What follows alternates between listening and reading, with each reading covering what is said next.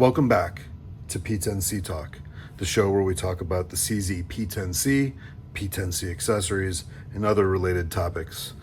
I'm your host, Jason, and on today's episode, we're actually kind of not talking about a P-10C so much. We're talking about a P-10 SC, which is a C frame and an F slide.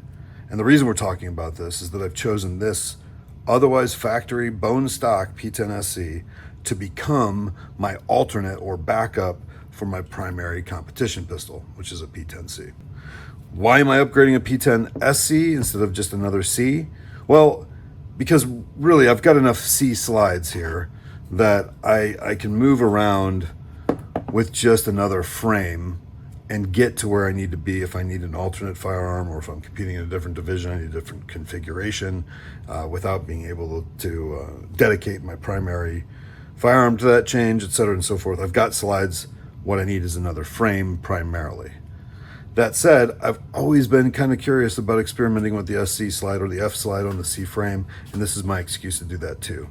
So for the sake of this series, I'm going to be upgrading this P-10 SC slide along with this frame, just to sort of get a comprehensive view of the value of the upgrades that I'm putting into the system. In the end, more likely than not, whenever I compete with IDPA, it will likely be the C slide. There's a chance I'll use the SC in either USPSA or PCSL. We'll cross that bridge when I get to it. But for now, let's start with the first change I'm making to this frame in order to bring it up into some degree of parity with the competition pistol, and that is the gripability. I say gripability rather than grip because, as you may know, this is a polymer firearm. There's not a whole lot of grip upgrades you can do. We talked about this in a previous video. I'll link it here. You can go check that out if you'd like. But when I think of gripability, what I mean is the ability to apply a secure grip to the firearm in a repeatable way that also allows for adjustment if adjustment becomes necessary, right? So know as much as I can to introduce repeatability and easy control without introducing chances to affect those in a negative way. That's ambiguous. Let's get specific. We're going to talk about adding a Taylor Freelance Brass backstrap and a Toni System Magwell to this P-10 SC frame. Both of these have sort of a separate purpose, right? Or they are typically purchased for a separate and very useful purpose. In the case of the brass backstrap from Taylor Freelance, the added 4 ounces to the back of the gun gives you a little bit extra leverage against the recoil behavior of the firearm, sets the weight further back in your hand. It's great just for the weight alone.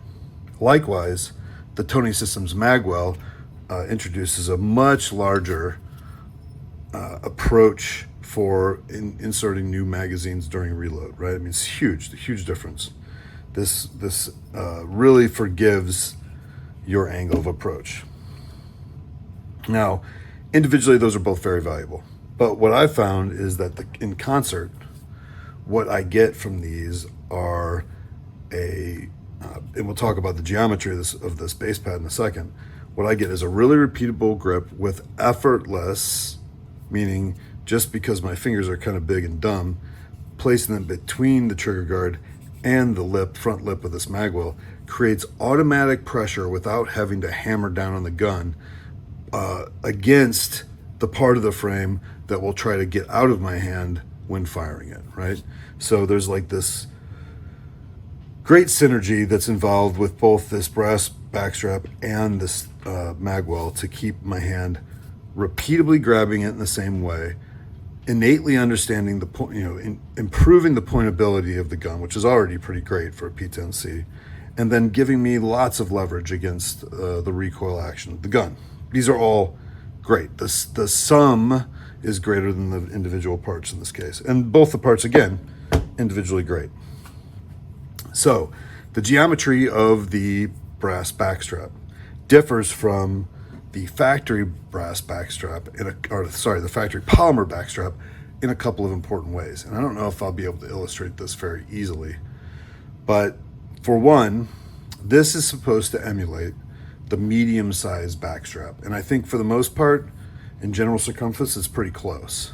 However, this brass backstrap has a much more gradual sort of elevation change, if you will, from the top to the bottom of the backstrap. So even though it doesn't come out quite as abruptly as the polymer ones, it actually does reach a higher peak away from the frame at its highest point, right? So it's a more gradual slope. However, when looked at from the bottom, that slope actually has a much finer curve to it, right? So along the spine of the backstrap, you have a much clearer understanding from just grabbing the thing of where the center of the gun is. And it's, I'm talking about things that you think you'll think about, but you don't. It's just a sort of intuitive understanding of where the center of the gun is. And is that critical? No, most people get that from any polymer gun, right? Or any gun whatsoever. You come to understand the center pretty quickly, and that's just the thing. However, in this particular case, this curvature more closely resembles, rather than a P-10, it more closely resembles like a CZ75 in its curvature, right? You can sort of see that here, I think, hopefully, where the P-10, this divot here that I had to carve out of it, which we'll talk about in a second, kind of provides a little bit of a illusory effect. But is that a word? Is that the right way to say that word? Either way. This has the curvature along the back that is more typical of a hammer-fired gun, which they're generally, thinner in the very back. Whereas if you look at the P-10C medium frame, that's a pretty flat curve on the back. Okay, is that a big deal? No, but it's a subtle improvement in my opinion. Now, the way this Magwell attaches to a P-10C, it requires, even in the case of a polymer one, some modification of the backstrap, usually in the form of rounding off this hard edge, so that when you place it on the gun, it can get around and pivot up onto the back of your backstrap, so that the elongated pin that comes with it, can retain both the backstrap to the gun and the Magwell to the backstrap. So even if you're not going to use a Taylor Freelance Brass backstrap, but you want to use this Magwell, you're going to be modifying your backstrap. Now, in the case of a Taylor Freelance Magwell, that, because as I said before, this sort of gets further away from the gun as it goes down, there's a little bit more material here to remove, and hopefully you can see that a little better. But we're going to put it on really quick, and then you can see how that works. Now, my first attempt at this, I took a little bit too much material off, and my understanding of how this thing was retained was a little bit not imperfect, and so I added a lot of JB Weld material, and it still ended up not being enough, and I had to shim it with, hopefully you can see this, with some aluminum foil. So that part is the sort of where that divot is. You can kind of see the seam for the JB Weld that got coated along with the rest of it. Apologies. And there's a divot there that I put in with a Dremel to accommodate a magazine that I'll show you in just a little bit. But you can kind of see there's some hopefully you can kind of see the silver there is aluminum foil that I had to shim because this was my first attempt and I took a little bit too much material away. In the current system, though, I was very meticulous about the amount of material that I pulled from this thing. I did use a Dremel at first, and then I used metal files to try and really fine-tune how much came off of this in order to get the minimum amount removed necessary to fit the Magwell onto the firearm. So let's do that now. I may not hammer this pin in because it can be a little loud on camera, but that's how the backstrap goes on, just like the polymer one. Then you take the front of it. There's no lip or anything necessarily, but there is, might not be able to see it, a little bevel out there that kind of catches the front of the polymer lip. So you put that in there and then you just sort of pressure it up until, and I don't know if we'll be able to see this through the camera. I'm not that talented. Oh, I saw something. You should be able to see that, boy, I'm not gonna do that anymore. You should be able to see straight through this, and I can with mine, right? So the next step would be to put the pin in. I don't know if this is gonna work very well, but we'll try it. I have a roll pin punch that I like to use.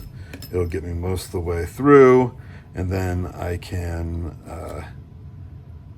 go ahead and finish it off with some other punches really quick. Let's see if this works.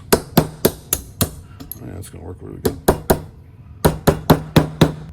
Everything went great. Off camera, I finished putting the pin through. It took 2 hands, so it worked like a champ. But one thing I forgot to mention about this Magwell is its usability, its general usability, right? Take a magazine. This is an ANVL base plate, which is what I use on most of my magazines. It's out of production, so that's unfortunate, but the things are bulletproof, so I expect to be able to use these for a long time to come. And that fits the need for compact carry pistol division, not with this Magwell particularly, but this modified, flattened one. It fits in the box for CCP and IDPA and ESP and carry optics as well. This is great. It's no problem, right? But when I go to USPSA or PCSL or any other sport that allows the use of extended magazines or higher magazine division or higher magazine capacities, I can remove that bad boy and then use, say, for instance, the Taylor Freelance +7. Perfect. Works like a champ. And ejects like a champ too. Furthermore, I can use, if I have one handy, which of course I never do when I'm talking about one, the Shield Arms +5. Oh, here it is.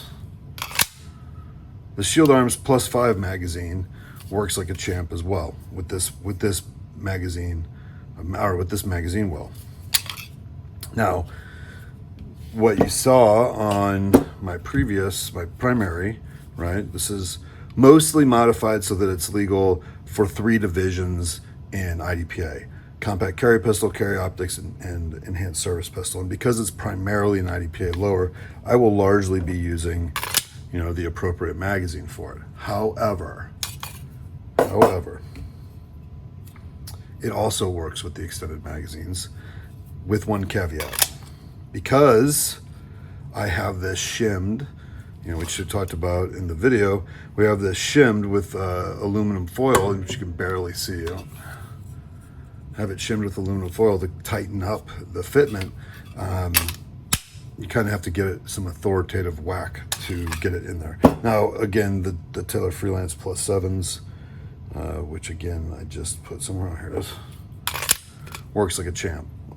So it's not that big of a deal. If I needed to use this, I would defer on a high capacity competition. I would defer to the Taylor Freelance extended base or extended magazine base beds, but it will work with these too. Now, in order to fix this, I just have to do a little bit of dremeling here and bevel out enough room for this pin and a little bit more room for the flat here. So I could take the shim out and then shim it differently, but really I don't need to use the Shield +5 with this frame.